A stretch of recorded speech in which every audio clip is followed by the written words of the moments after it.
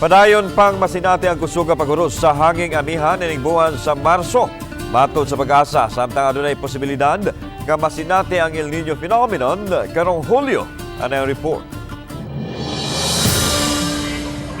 Sa kagabhion, mabatyagan ang kabugnaw sa huyuhoy nga hangin tungod sa hanging amihan.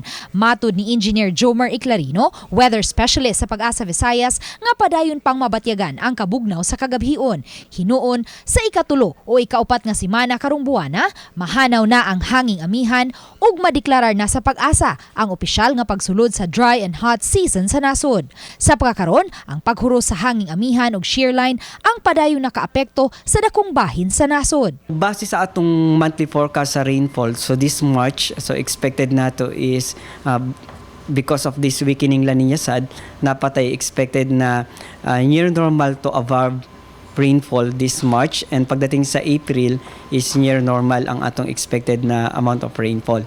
Base sa Climate Outlook Forum, makita nga adunay posibilidad nga masinati sa nasod ang El Nino phenomenon sa buwan sa Hulyo. Base sa probability forecast sa Pag-asa, anaa sa 50% ang chances nga kini masinati. That is above 50%. Pero so far, focus ta diri sa transition from La Nina to neutral. After La Nina is neutral condition pata, so expected ang atong rainfall forecast diri sa Cebu, March, April, May is near normal to above normal. Uban ni Marlon Malgazo, Luan Merondina, Balitang Bisdak.